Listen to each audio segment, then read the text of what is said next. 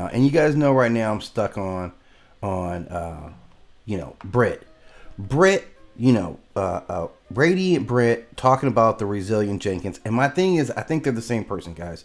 I think she's pulling a Clark Kent on us right now and getting paid on both ends of this. Let's just look at these ladies here. We don't know what kind of contaminated objects could be in this grass, but go ahead and crawl around for a few minutes before I pick you up again and hold you, because I don't want you to grow.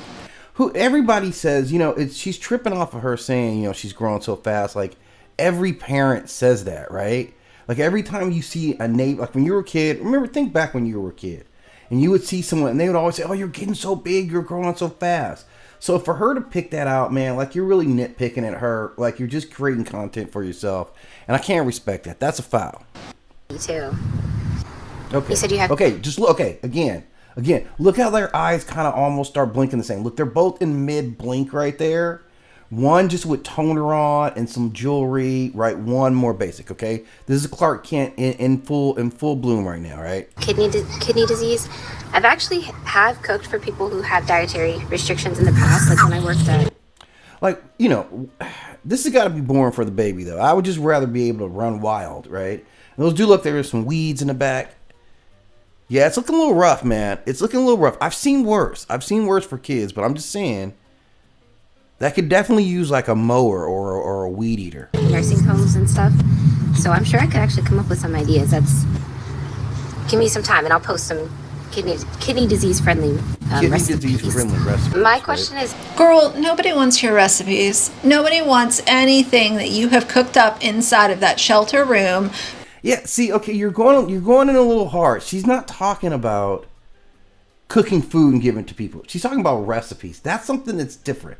That's just passing on knowledge. And like, whether her place is dirty doesn't really have anything what's in a recipe book. Like, I'm not going to eat the food out of her house, right? Like, so, man, that's kind of elitist right there. You're kind of illing out on somebody because they live in a shelter home. That means, like, you can't give out advice? Can she paint? Posted to social media so that they can recreate it at home. why is so many people believing those messages just for what the person won't even share their identity? It's giving rage bait. I can look through his phone. I can look through deleted stuff. He has no problem with me looking at his phone. And there's a lot of reasons why I just didn't buy into that. Me and Drew have more of a solid relationship than people give credit for. Yeah. I have mentioned we have our ups and downs, but I'm just okay, whatever. Drew, yeah, that's his name. it wouldn't. I'm going to insert later on in this video a clip of her talking about how she does have trust issues with Drew.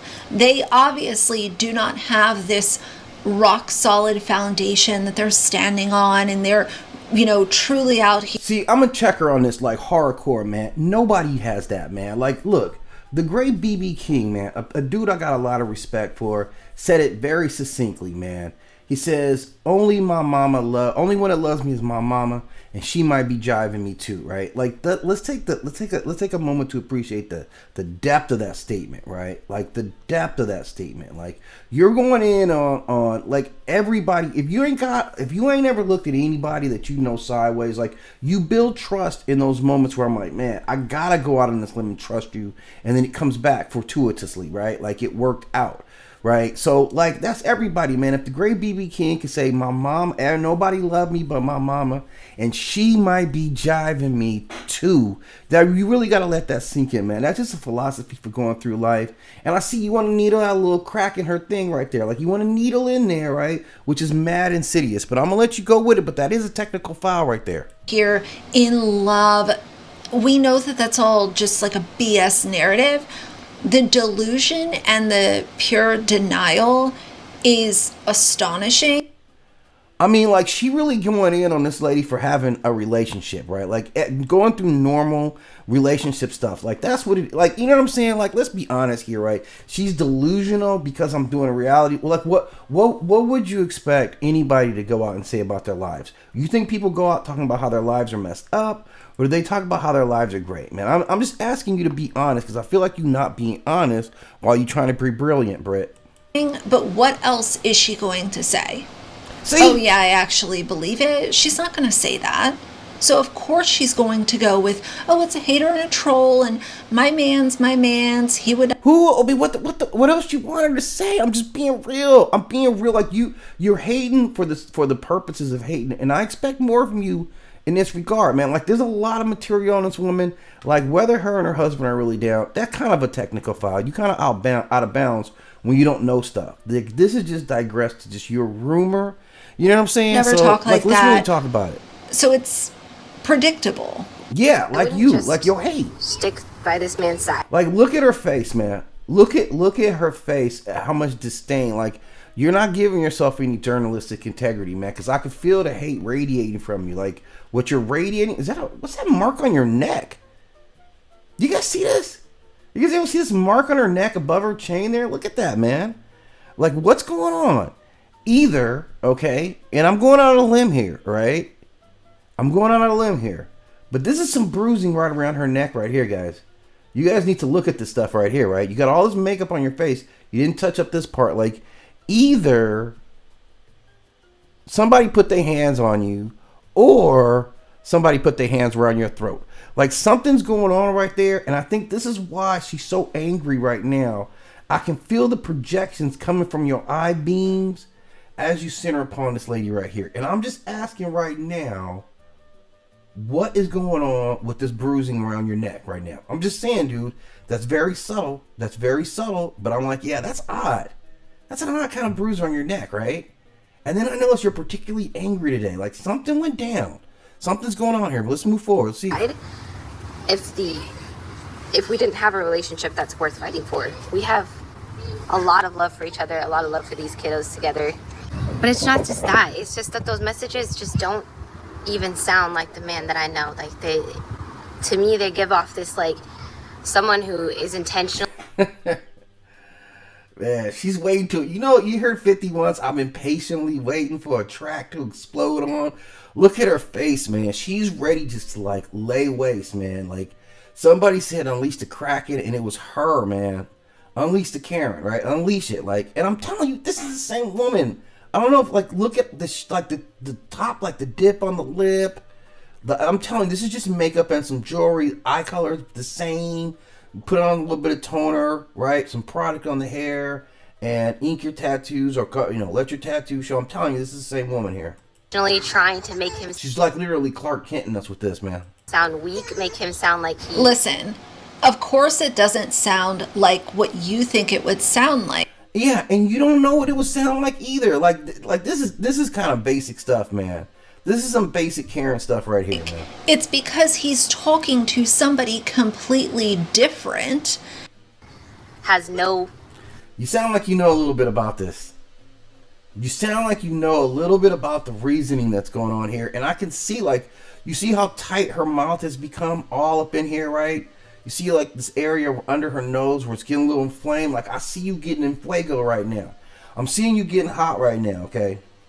That's not a ball of real attention focused on this family, and he very much does. That's why I'm so focused on your family and so sure of your relationship, but y'all literally are sitting here thinking that living in a shelter for numerous months, what are we going into like 6 months now? You think that's somebody that you should be standing beside and saying? I mean, think about it though, guys. This is a family, right? Like I don't know how you viewing it. Do you think it's better for her? Do you think it's better for her to go it solo, right? Is that what you're saying?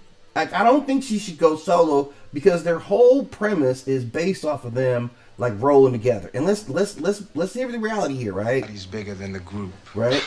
Y'all ain't stupid. I'm the one selling the records. This is him. This is what he got to say. Me. They come in to see the Temptations. Ain't nobody coming to see you, Otis. See, rich, you can work it the way I do. See, that's what her husband's telling her right now. Ain't nobody coming to just see her. They need all this turmoil. You can't be trying to break up a family because you don't like the terms under which they operate now, man. That's some real hater stuff right there. That's real suspect behavior right there. That's not brilliance right there. I gotta say that to you right now. That's kind of old school, man. Oh, he's doing everything. He's an amazing partner. He is such a good dad. We have love for the kiddos. Please. 9 times out of Please. They're just broke. They're just regular people, and they happen to be broke. Like, you guys honestly know, like, where we living at here in America, somebody's going to be broke, right? Just the system of America is set up that somebody's always going to be broke. So it is what it is. When you see, you can't necessarily just go off on people because, I'm telling you, it's the same woman right here. Look at this. Look at the angles of the face. I'm telling you, this is her right here. But you can't just hammer on people just because they're broke. It doesn't mean you're a bad person because you're broke. the 10, I'm just like, can I even get a live done right now? Because chances are my kids are going to need something. Look at her eyes. She's getting So I end up pissed. just turning it off because I always want to give my kids that attention, you know? I want to give my kids that attention, but I also want to bring out a tripod instead of... You see how you can't do anything? You can't do... Clearly, like, look, this is her hustle, right? This is her hustle. This is how she's getting money, right? So why is it anything you do is now, well, you should be giving that attention to your kids? I don't know how much attention you guys got from your parents when you were little. I didn't get a lot, right? I was well taken care of. I grew up in a decent regular household, right? I didn't necessarily get a lot of attention. I grew up, right? That's what you do. You get your independence. So, like, because you're broke, you can't do anything else with your time, right? And I'm not saying that she should. I'm just saying, like, why are you so critical in managing somebody's time? Like, how are you pocket checking somebody else's time? Like, where they should spend your time, right? Their time at. Engaging with them and playing with them and making sure that everyone is safe, since we're also in a shelter environment. We're not in our own backyard. And, God forbid your kids need you for something. That's what you signed up for by having 1 million children. Okay, she didn't have 1 million children, right? She's not. I know it's a lot. Oh, man, I didn't realize, man. She's one of those nose piercing chicks. Yeah, this is a great channel, guys. We're going to lock in here. I'm definitely subscribing to her because I can tell she's going to say a lot of lunatic stuff That you can't even take care of. But I didn't just get that controller on I forget what they're called now, collab offer. Just because he posted that I got it for him, he never posted like where I got it from, what resources I got it from. It's just assumed we spent money on this before we took care of any of the kids' needs. You know what? It's really easy to say that you're taking care of the kids' needs. For her, kids' needs are food and clothing. It's not anything else that goes into raising children that are truly thriving. And the reason... my aunt once said, girl, fuck these kids. And I just, that just stuck with me, man. Like, something she said like that. And it's like, yeah, I know. Sometimes it is that, man. I'm not saying I agree with it, but I'm saying it goes down like that, man. Like, I don't know. I don't know. I get where she's coming from with this one. That's some harsh criticism. And, look, broke people need entertainment. Like, that's the thing. When you've got money, like, I'm telling you, boredom kills people as much as, like, you want to have something to look forward to. Like, there's a part of life where it gets a little hopeless, and the broker you are, the more those things start to become important. So I get where she's criticizing them at, but the whole thing about it is they're also scamming an audience too. Like, their whole shtick doesn't work unless people think these kids are broke. You know what I'm saying? So I get it, but you got to recognize the game too. You can't criticize her. Oh, that's your hustle too, because you're the same person. This is insidious. You're doing some stuff, and then you criticize yourself for doing it because you're Clark Kent, and that's Kal-El. Okay, now I get it. Now we're back on. That she thinks, oh, if I feed them and clothe them, everything will be okay. It's because she gets state assistance. So It's not even her money that's paying for this stuff. It's all the people that donate. Like, and here's the thing. Like, let's be honest. If you were really anti her, you wouldn't be promoting her, which is what you're doing by talking about her channel, because it's going to drive more attention to her. And that's how she uses her hustle to get people to give her money anyway. So you're being disingenuous with it in the first place, Brett. She thinks that checks the boxes, while literally creating trauma and housing insecurity for all of these children that so sadly have to depend on these two morons for their day-to-day living. It's funny, man. Like, this is gonna sound really strange. So back in the day, I worked for the service station chain, right? This is back when, high school, at the end of high school, my junior year, through like my first couple of years of college. I worked for this company that owned like a ton of Unical stations, right? And we had one guy there that was literally mentally disabled, mentally handicapped. whatever the terminology for it is, right? He's a cool guy. He was a friend of mine. I can't, like, it's funny because he worked across the street from us at man, it was a Carl's Jr., right? So he worked at Carl's Jr., and then he figured out he'd get the late shift. He worked like the late shift. You know, our gas station was 24 hours. So basically, you just sat in the booth. People paid with their credit cards for the most part, right? And you sold a lot of cigarettes, right? So you were in a boxed-in environment. Nobody could get in there. And he did the job, right? And this dude got married, right? He married a woman that was also special needs, right? And like they were cool. I can't remember what she worked at. I think she worked for another fast food. Like this is all in like a general vicinity. Like it's all walking distance. Like his old job was across the street from ours. So she worked for like some fast food, you know, establishment as well. But they're both special needs. I'm not joking. I'm not being hyperbolic, like literally, right? And they got married, and of course they had a baby like pretty quickly, right? Like I didn't work at this gas station forever, but I was around him long enough to remember him getting hired, like knowing that he was married, and like seeing the baby, like they had a baby. They literally were special needs, like mentally, whatever, especially able, whatever it is, right? And nobody was like shitting on them for having a baby. So I'm like, you know, let's be honest, man. Like if being dumb is the bottom level where you can't have a baby, I'm like, okay. I'm just saying, do we really want to go out and tell people like, yeah, based on your intelligence, you can't have a baby, right? Or that's like, yeah, okay, like I get it. I'm just saying I work with a guy who, by what I could tell, was a pretty nice guy. Like I'm not joking. He was a nice guy. I liked him, right? Everybody there liked him, right? This was the worst shift it was the most dangerous shift. Like working late night at a gas station, like this is the most dangerous shift. Like nobody could get in there, right? Nobody could get in there, but they could catch you slipping, right? It was that kind of environment where like you're there by yourself. It's late night. There's like, you know, it's a business area, so it gets really dark when there's no business on there. But it's all right off the like the freeway, right? So it could be heavy traffic, and like let's say you had to, you know, I don't know, go to the bathroom. You had to leave us because this was a box, right? If you had to leave this box and you had to go to the bathroom, you had to walk, right? And it's not lit. Where like if I worked at the later shift, I was always like mad watching myself. I never worked there by myself. It was always two of us when I was there, right? I worked the normal shifts, right? But so you had to be savvy enough to navigate. I gotta go from this box, use this bathroom, and I better be watching because if somebody was gonna try to rob me, it was gonna be during that moment. Because there was never an opportunity for them to come inside the box where you were at, as long as you were, you know, locked in there, and it was bulletproof glass, right? Like bullet resistant, whatever. Where you know they would have to just really be blast, and that's not what you would do at a gas station, right? It's not that kind of place where I'm sitting and blast on it, right?